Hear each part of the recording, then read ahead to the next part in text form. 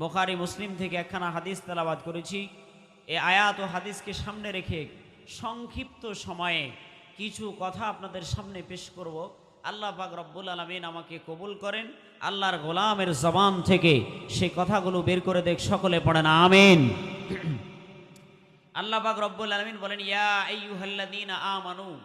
আল্লাহ তাআলা সর্বপ্রথম মানুষদেরকে সম্বোধন করে বললেন, ইয়া আইয়ুহাল্লাযীনা আমানু, হে ঈমানদারগণ।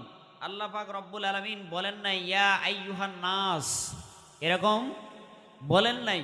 আল্লাহ পাক রব্বুল আলামিন বলেছেন ইয়া আইয়ুহাল্লাযীনা আমানু, হে ঈমানদারগণ। তাহলে বোঝা গেল আমরা ঈমানদার। আমরা কি? কথা বলেন, আমরা কি ঈমানদার? তাহলে বোঝা গেল আমরা ঈমানদার। আল্লাহ পাক রব্বুল আলামিন ঈমানদারদেরকে সম্বোধন করে বললেন, ইয়া আইয়ুহাল্লাযীনা আমানু কুতিবা আলাইকুমুস সিয়ামু কামা কুতিবা আলাল্লাযীনা মিন ক্বাবলিকুম। কুতিবা আই বমানা ফুরিজা। আল্লাহ পাক রব্বুল আলামিন বলেন, আমি তোমাদের উপরে রমজানের রোজাকে ফরজ করেছি, তোমাদের পূর্ববর্তী তোমাদের উপরে ফরজ করেছি। শুধু তাই নয়, এটা মনে করলেই শুধু হবে না। আমি তোমাদের উপরে যেভাবে রমজানের রোজা ফরজ করেছি, আমি আল্লাহ ঠিকই তেমনি ভাবে অন্য জাতির উপরেও আমি আল্লাহ পাক রব্বুল আলামিন অন্য যত উম্মত আল্লাহ তাআলা দিয়েছিলেন, আল্লাহর গোলাম দুনিয়াতে দিয়েছিলেন, তাদের উপরেও আল্লাহ পাক রব্বুল আলামিন রোজা ফরজ করেছিলেন। তাহলে বোঝা গেল এটা নতুন বিষয় নয়, নতুন বিষয় নয়। এটা আগের আল্লাহ পাক রব্বুল আলামিন তাদের উপরে যেমন করেছিলেন, আমাদের উপরে তেমন করেছেন। শুধু তাই নাকি, বলে আল্লাহ পাক রব্বুল আলামিন আমাদেরকে এমন এক সম্মানিত মাস দিয়েছেন, যে মাসকে বলা হয় মাফির মাস। বলেন না সুবহানাল্লাহ। যে মাসকে কি বলা হয়? মাফির মাস। আল্লাহ পাক রব্বুল আলামিন সে মাসে গোলামকে, তার বান্দাকে, তার গোলামকে মাফ করে দেন, ক্ষমা করে দেন। তাহলে এই মাসের মধ্যে ইবাদত করবেন নাকি দোকানের মধ্যে পর্দা লাগায়া সেখানে যে খাবার খাবেন? কোনটা? ইবাদত করবেন। একটা সঠিক মাসআলা, সোজা মাসআলা বুঝে নেবেন। যেই জিনিসটা খাওয়া হারাম, যেই জিনিসটা ভক্ষণ করা হারাম, ওই জিনিসের ব্যবসা করাও হারাম। ওই জিনিসের ব্যবসা করাও কি হারাম। রমজানুল মোবারকে দিনের বেলা খাওয়া হারাম, রমজানুল মোবারকে দিনের বেলা দোকানে খাবারের ব্যবসা করা, অর্থাৎ মানুষদেরকে পর্দার মাধ্যমে খাওয়ার ব্যবস্থা করে দেওয়া, এটাও হারাম। কথা বলেন ঠিক না? মুসলমান বন্ধুগণ, আমার মনোযোগ দিয়ে শোনার চেষ্টা করবেন। আমার আল্লাহ পাক রব্বুল আলামিন বলে দিলেন, হে পৃথিবীর মুখের মানুষ, আমি আল্লাহ পাক রব্বুল আলামিন তোমাদের উপরে রমজানের রোজা ফরজ করে দিয়েছি। শুধু তাই নয়, এটা নতুন কোনো বিষয় নয়। আল্লাহ পাক রব্বুল আলামিন তোমাদের উপরে যেভাবে রমজানের রোজা ফরজ করেছে, আল্লাহ তাআলা পূর্ববর্তী যতগুলো মানুষ ছিল, যে মানুষগুলো ছিল, তাদের উপরেও আল্লাহ পাক রব্বুল আলামিন ওরকম ভাবে রোজা ফরজ করেছিলেন। আল্লাহ পাক রব্বুল আলামিন বলেন, তোমাদের আমি রমজানুল মুবারক দান করেছি। আমি আল্লাহ পাক রব্বুল আলামিন অন্য নবীদের মতো তোমাদের, অন্য নবীদের উম্মতের মতো তোমাদেরকে হায়াত আমি আল্লাহ পাক রব্বুল আলামিন দেই নাই। আমি আল্লাহ পাক রব্বুল আলামিন তোমাদেরকে মাত্র 60-70 বছর জিন্দেগি আমি আল্লাহ তোমাদেরকে দিয়েছি।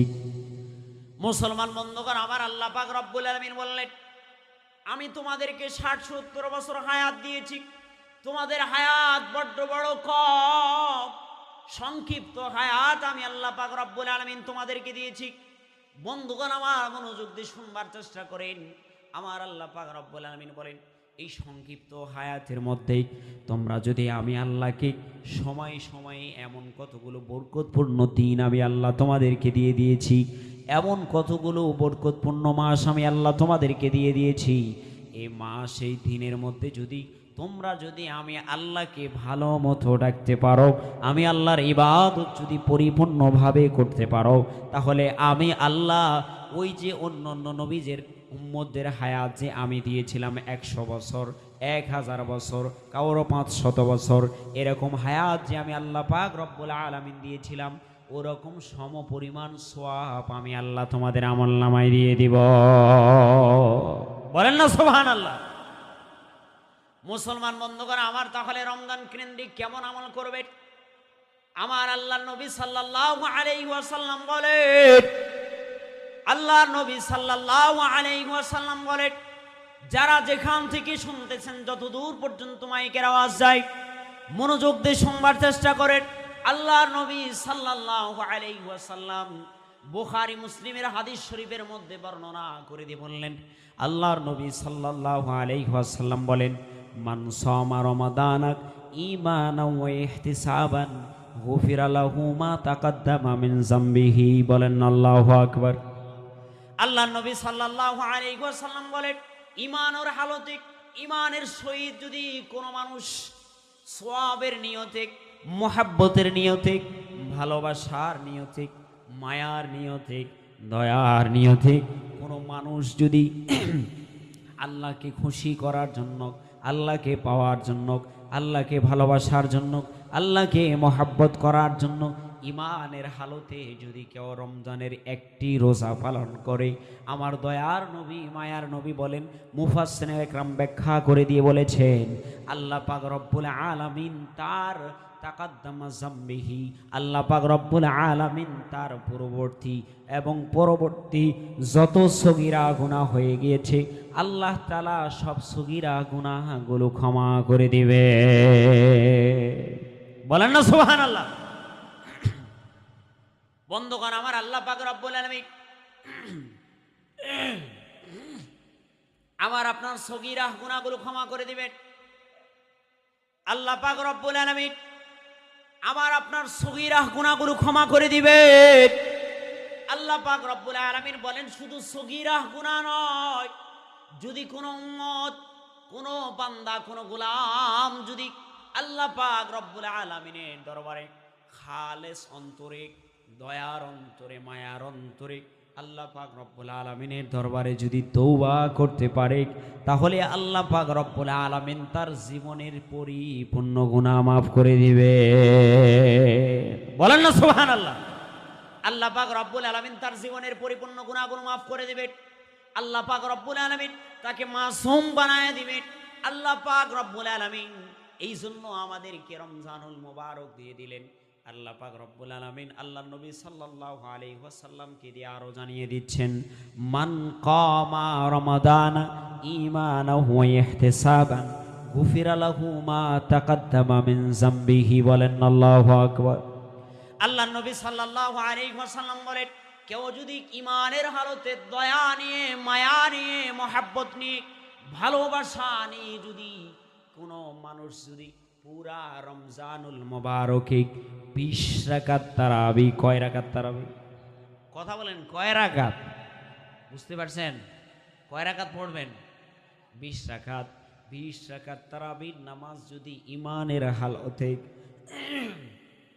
ঈমানের হালতে যদি দয়া নিয়ে, মায়া নিয়ে, মহব্বত নিয়ে যদি ঈমানের হালতে পড়তে পারে পুরা রমজান মাসে, দয়ার নবী, মায়ার নবী বলেন, তাহলে আল্লাহ পাক রব্বুল আলামিন তার পিছনের সামনের সগীরা গুনাহগুলো মাফ করে দিবে।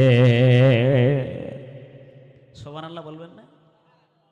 কৃপণ লোক, আপনারা কৃপণ, কি কৃপণ? হাজার হাজার শ্রোতা সামনে থুয়ে ওয়াজ করা মানুষ আমি, বুঝতে পারছেন? হাজার হাজার শ্রোতা সামনে রেখে ওয়াজ করি, আলহামদুলিল্লাহ।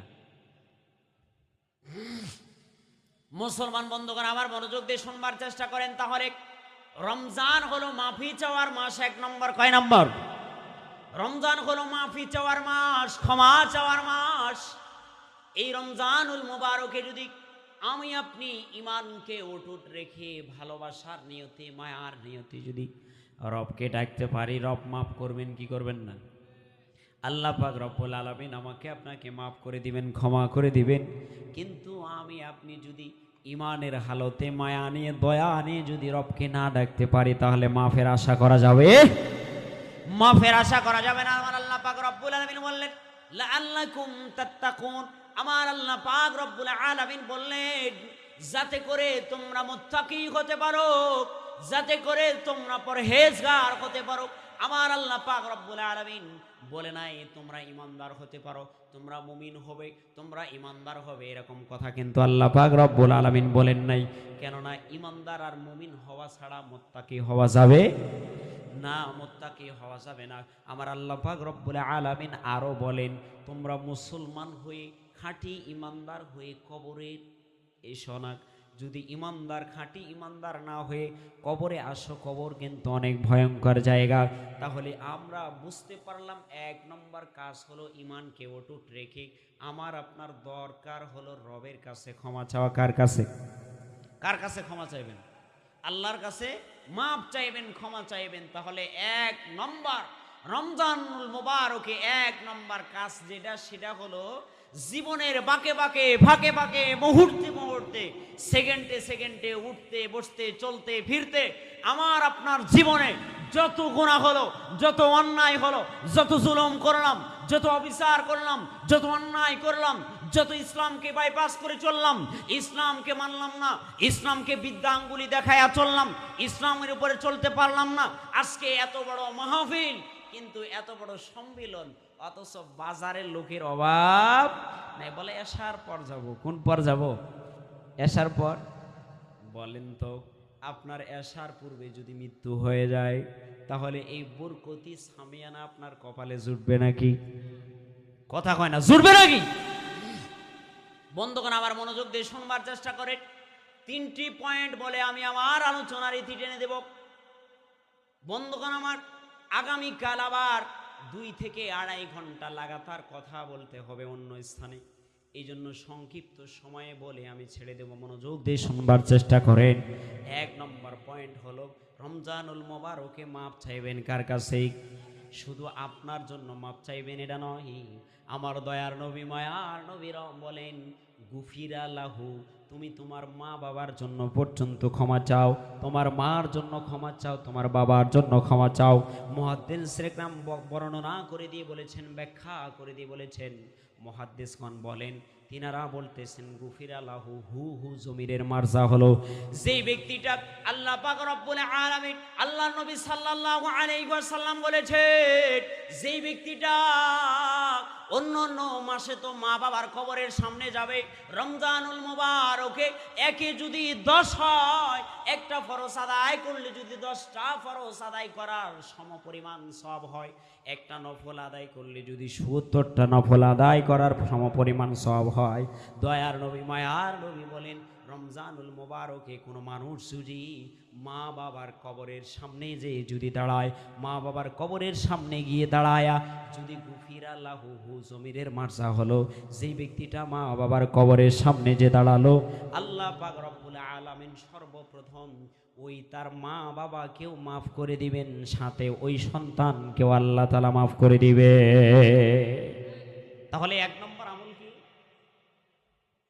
কি এক নম্বর আমল কি? আল্লাহর কাছে ক্ষমা চাওয়া। আল্লাহর কাছে ক্ষমা চাওয়া এক নম্বর হলো রবের কাছে ক্ষমা চাওয়া।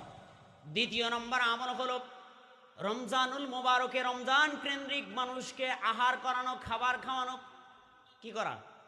মানুষকে আহার করানো, খাবার খাওয়ানো, এটা বড্ড বড় ইবাদত। বুখারীর হাদিসের মধ্যে আসছে, আল্লাহর নবী সাল্লাল্লাহু আলাইহি ওয়াসাল্লাম বলেন, আইউল ইসলামি খায়রুন ক্বালা তুতিমুত তুআমা ওয়া তাকরাউস সালামা আলা মান আরাফতা ওয়া মান লাম তা'রিফ। আল্লাহর নবী সাল্লাল্লাহু আলাইহি ওয়াসাল্লাম বলেন, আল্লাহর নবী সাল্লাল্লাহু আলাইহি ওয়াসাল্লাম সাহাবায়ে কেরামদেরকে বলতেছেন, ও আমার সাহাবায়ে কেরাম, তোমরা আর 10 মিনিট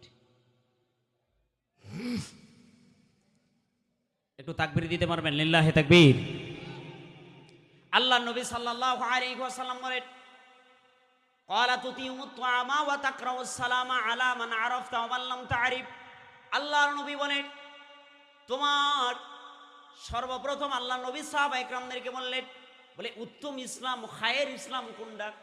আল্লাহর নবী সাল্লাল্লাহু আলাইহি ওয়াসাল্লাম বলতেছেন, উত্তম ইসলাম হলো মানুষদেরকে খাবার খাওয়ানো। কি খাওয়ানো? আমাদের এখন কত ভাই আবার এই হাদিসকে উল্টা দিকে লাগায়া বলে লাগাও খাওয়াও। বুঝেন না? বন্ধুগণ আমার মনোযোগ দিয়ে শুনবার চেষ্টা করে। তাহলে খাওয়ানো একটা ইবাদত। খাওয়ানো কি? ইবাদত আর কোন মুসলিমকে দেখলে সালাম দেওয়া, কি দেওয়া? সালাম দেওয়া। আলা মান আরাফতা আমান লাম তারিফ, তুমি তাকে চিনো বা না চিনো, তুমি তাকে জানো বা না জানো, তুমি তাকে চিনো বা না চিনো, তাকে সালাম দেওয়া। হযরতে ইব্রাহিম আলা নবীনা আলাইহিমুস সালাতু ওয়াস সালাম আমাদের কি পিতা ছিলেন? জাতির পিতা। কি পিতা? কথা বলে না, কি পিতা ছিলেন? ইব্রাহিম আলা নবীনা আলাইহিমুস সালাতু ওয়াস সালাম ছিলেন আমাদের জাতির পিতা। আর আরেকটা যেটা আছে ওটা হলো জুতার পিতা। কথা বলে ঠিক না? ওটা হলো জুতার পিতা। আর ইব্রাহিম আলা নবীনা আলাইহিমুস সালাতু ওয়াস সালাম হলেন জাতির পিতা। যারা এতদিন বলেছে ওরা ঈমান হারিয়েছিল, তওবা করে তাড়াতাড়ি ঈমান নিয়ে আসেন। কথা বলেন ঠিক কিনা? ইব্রাহিম আলা নবীনা আলাইহিমুস সালাতু ওয়াস সালামের সবচেয়ে বড় একটা গুণ ছিল, তিনি মানুষদেরকে খাবার খাওয়াতেন। মানুষদেরকে কি খাওয়াতেন? খাবার খাওয়াতেন। মানুষদেরকে খাবার খাওয়াতেন। ইব্রাহিম আলা নবীনা আলাইহিমুস সালাতু ওয়াস সালাম মানুষদেরকে খাবার খাওয়াতেন।